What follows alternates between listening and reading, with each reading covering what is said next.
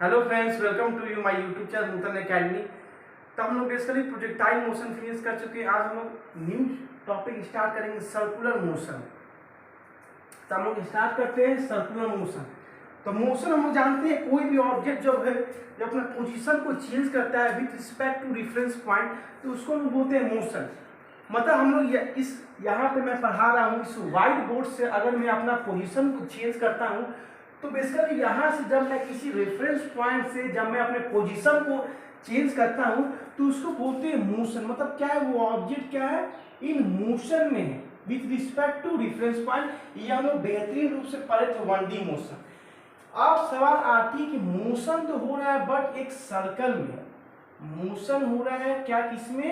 एक सर्कल में, एक सर्कुलर पाथ में मोशन हो रहा है। That type of motion is called circular motion. तो देखिए हम लोग पढ़ते हैं, तो सर्कल में मोशन हो रहा है तो हम एक सर्कल बना लेते हैं। इस सर्कल में हम लोग मोशन किसी ऑब्जेक्ट का हो रहा है। तो बेसिकली 1D मोशन में हम लोगों ने जब पढ़ा था, 1D मोशन हम लोग पढ़ा था motion in straight line path. तो उसमें हम लोगों ने देखा था स्ट्रेट लाइन पाथ में बहुत सारे पैरामीटर आए थे आपको, distance, displacement, speed, velocity, acceleration, ये सब पैरामीटर आए थे 1D मोशन में। तो एक एक करके मैं थोड़ा सा रिकॉल कर देता हूँ क्योंकि इसका सारा इसमें यूज आएगा। बट क्या है, इसमें थोड़ा सा सर्कल मोशन होगा और इसमें एंगुलर वर्ड यूज हो जाएगा, बस बाकी सारा कॉन्सेप्ट सेम आएगा। तो डिस्टेंस क्या होता है? Actual length of the path covered by the body.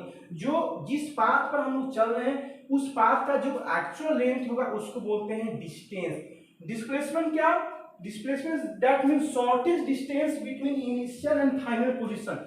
यहां से आपने मोशन स्टार्ट किया और यहां आके आपने मोशन को स्टॉप किया, तो जहां से आपने स्टार्ट किया जहां आके आपने स्टॉप किया, उस लाइनिंग को जो ज्वाइन करेंगे उसके बीच का जो डिस्टेंस निकालेंगे, that is the minimum possible distance, that is called displacement. और स्पीड मीन कितना स्पीड में, हाउ फास्ट और हाउ स्लो, कितना फास्ट और कितना स्लो आप हैं वो डिटरमाइन करता है आपका speed. Velocity mean change in position. Velocity mean कभी स्पीड तेज हो जाता है, कभी कम हो गया।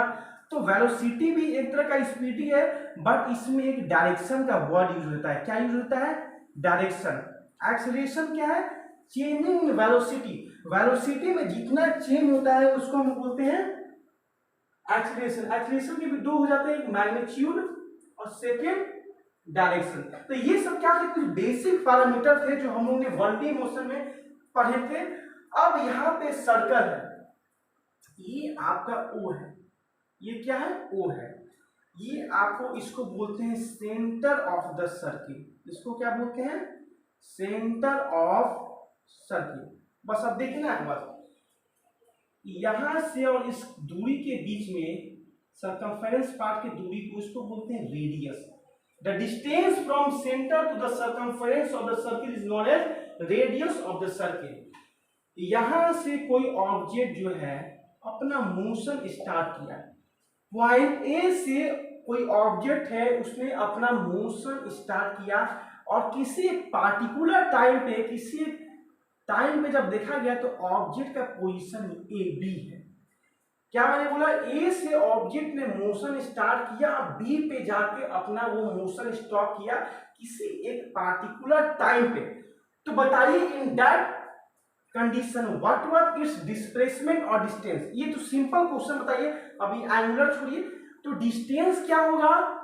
स्टेट डिस्टेंस क्या होगा? जितना जिस पाथ पर आप चले उस पाथ का जो एक्चुअल लेंथ होगा उसको बोलेंगे डिस्टेंस, या सिंपली बोल सकते हैं लीनियर डिस्टेंस।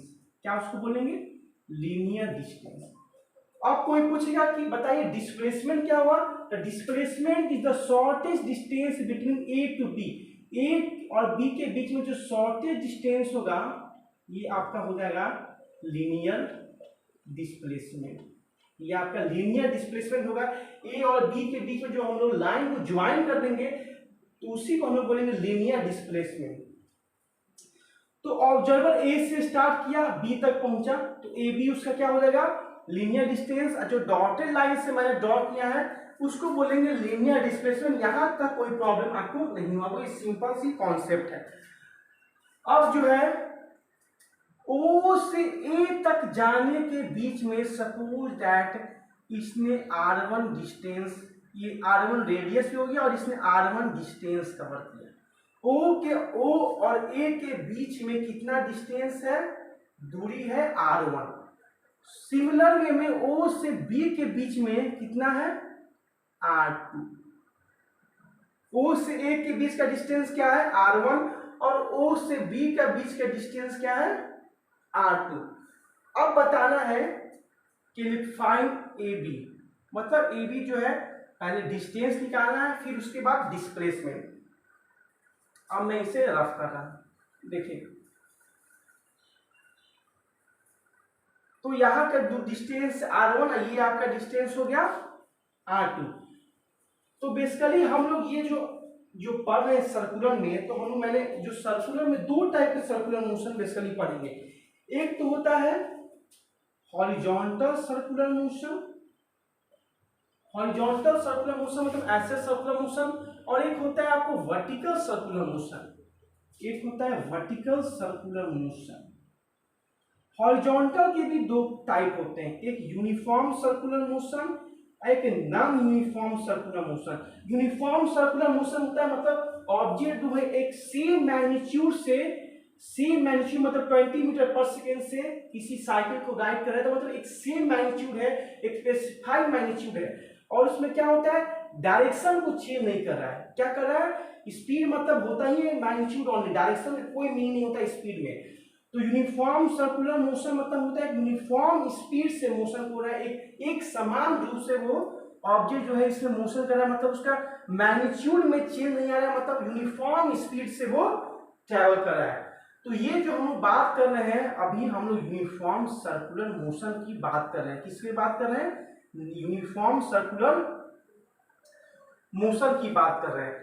तो यहाँ का जो मैंने बता दी, ये जो है डॉटेड लाइन से डिस्प्लेसमेंट है, और ये भी क्या है, डिस्टेंस है।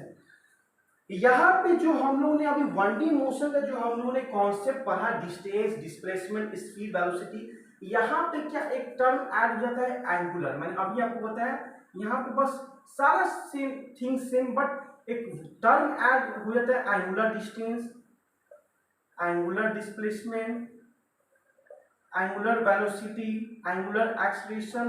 बस एंगुलर वर्ड यूज होता है। एंगुलर कहने का मतलब है कोई एंगल से वो ऑब्जेक्ट क्या कर रहा है, मूव कर रहा है एक सर्कुलर पाथ में। क्या मूव कर रहा है, थीटा एंगल बनाते हुए सेंटर के साथ विद द सर्कुलर पाथ। तो अभी हम लोगों ने सिंपल क्वेश्चन की जवाब देना है कि लीनियर डिस्टेंस क्या होगा। अभी हम एंगुलर पे पहुंचेंगे नहीं, पहले हम लोग सिंपल सी डिस्टेंस फाइंड आउट करें। एक ऑब्जेक्ट सर्कल मूव कर रहा है ए के बीच में, ए और बी के बीच में, बताना है डिस्प्लेसमेंट क्या होगा और डिस्टेंस क्या होगा। तो डिस्प्लेसमेंट निकालने के लिए हम लोग अगर निकालेंगे by triangular law of vector addition, हम अगर निकालेंगे तो हमें डिस्प्लेसमेंट का जो हम लोग न्यूमेरिकल करेंगे तो एक फॉर्मूला आ जाएगा del r equal to, del r मतलब changing displacement, that is changing the particle position from A to B, that is 2r sin theta by 2। Basically इसका प्रूफ आता नहीं है, बस इसको याद रखना है, इसको हम न्यूमेरिकल में इसके क्वेश्चन हम लोग करवाएंगे।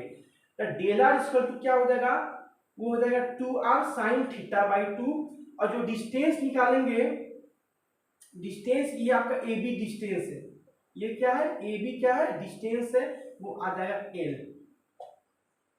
डिस्टेंस क्या आ गया, एल, और डिस्प्लेसमेंट क्या आ गया, 2r sin थीटा बाई 2 आ गया। ये जो है बेहतरीन रूप से हमें मिल गया लीनियर डिस्प्लेसमेंट और लीनियर डिस्टेंस का कॉन्सेप्ट।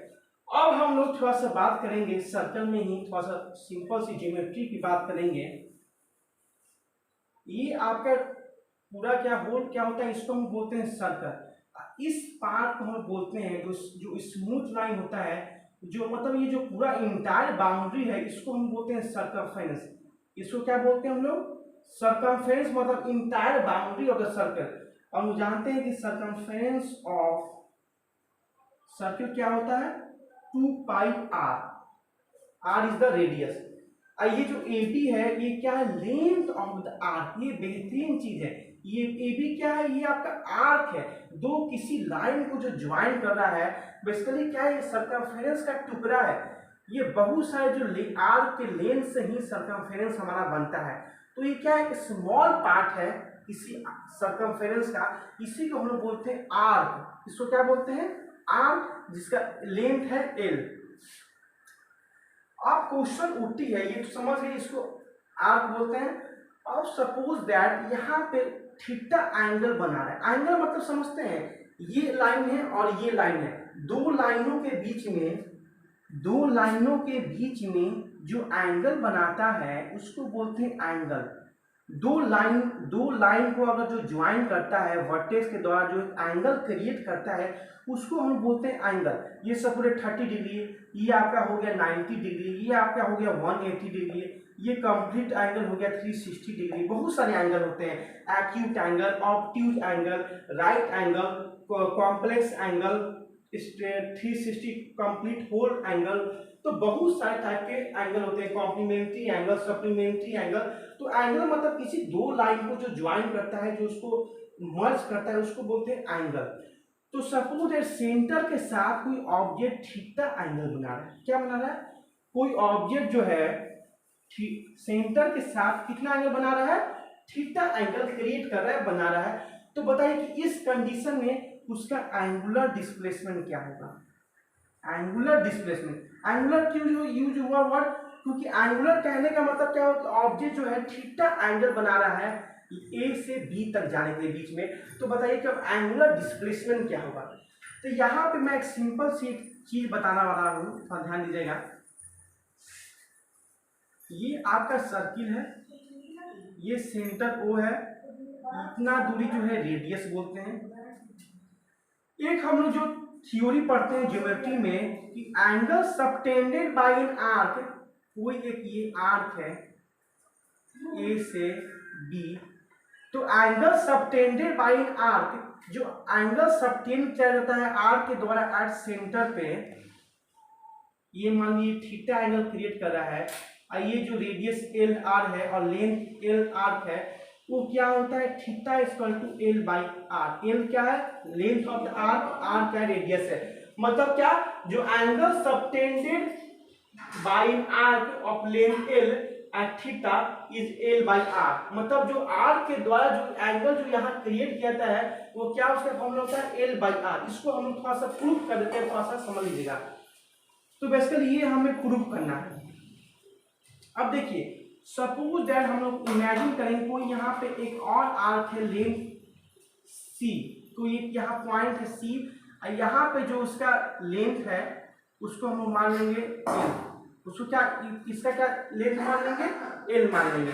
और इसके द्वारा जो एंगल बना रहा है वो बना रहा है 1 रेडियन। कितना एंगल बना रहा है, 1 रेडियन। सब लोग 1 रेडियन क्या होता है, तो 1 रेडियन बेसिकली ये क्या होता है, रेडियन जो होता है ऐसा यूनिट होता है, ऐसा यूनिट होता है एंगल का। रेडियन क्या होता है, ऐसा यूनिट होता है एंगल का। तो 1 रेडियन इक्वल टू क्या होता है, इसके पावर सी लिखते हैं। एक रेडियन को डिफाइन करते हैं जब लेंथ ऑफ आर्क इक्वल हो जाता है रेडियस के, तो उसको हम बोलते हैं कि वो 1 रेडियन एंगल क्रिएट कर देता है बाय द सेंटर।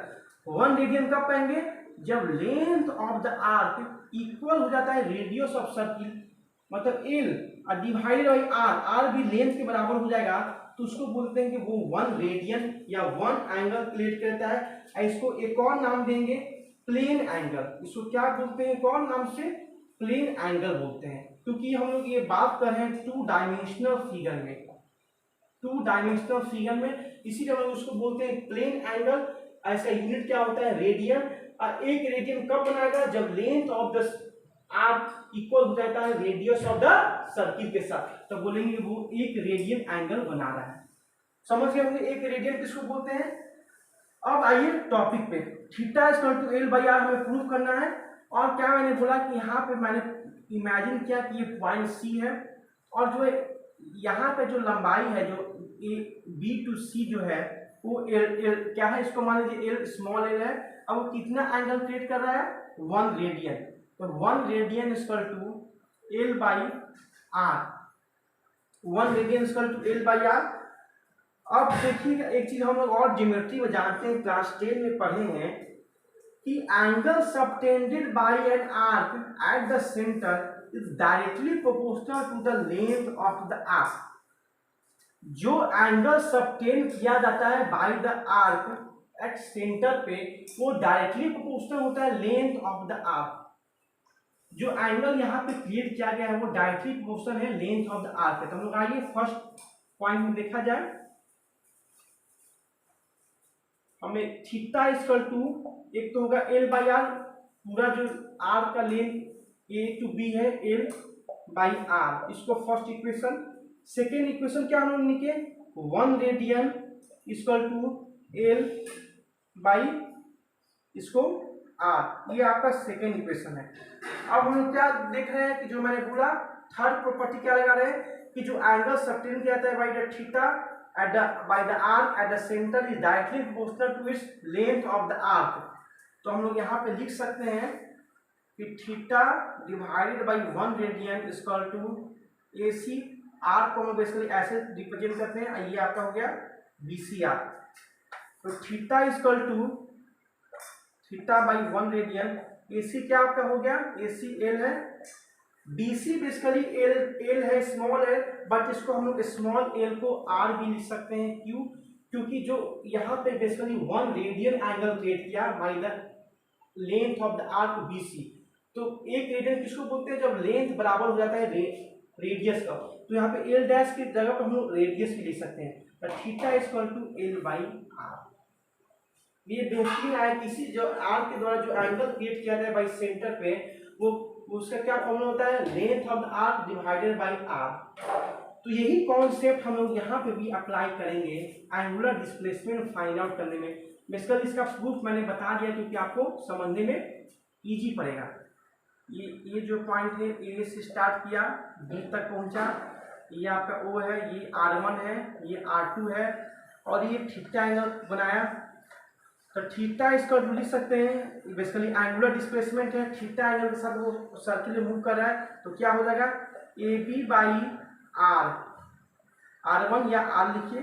थीटा इसको टू थीटा हेयर क्या है एंगुलर डिस्प्लेसमेंट, एंगुलर डिस्प्लेसमेंट, क्योंकि angular displacement changing position from R1 to R2 और from point A to point B.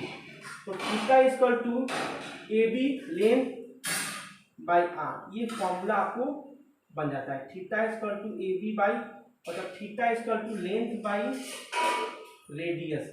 ये आपका थीटा, ये थीटा हो गया, इसको बोलेंगे हम लोग एंगुलर डिस्प्लेसमेंट। क्या इसको हम बोलेंगे एंगुलर डिस्प्लेसमेंट का ये फॉर्मूला हो गया। और लेंथ को क्या लिख सकते हैं ए बी बाई रेडियस क्या हो जाएगा आपको ओ ए। कोई लेंथ पूछ रहे तो क्या हो जाएगा A B equal to theta into O A. Theta angle नहीं है, बेसिकली क्या हो जाएगा एक एंगुलर डिस्प्लेसमेंट है, इसको हम बोलेंगे क्या एंगुलर डिस्प्लेसमेंट। ये ए बी क्या है एंगुलर डिस्टेंस हो गया, एंगल के साथ मूव कर रहा है तो ये क्या हो जाएगा एंगुलर डिस्टेंस। तो ये जो है बेहतरीन रूप से मिल गया आपको, इसका ऐसा ही आ गया। तो एक चीज पढ़ेंगे। अगर वीडियो को अच्छा लगे तो लाइक कीजिए, शेयर कीजिए। हम लोग नेक्स्ट वीडियो मिलेंगे, तो बाय बाय, थैंक यू।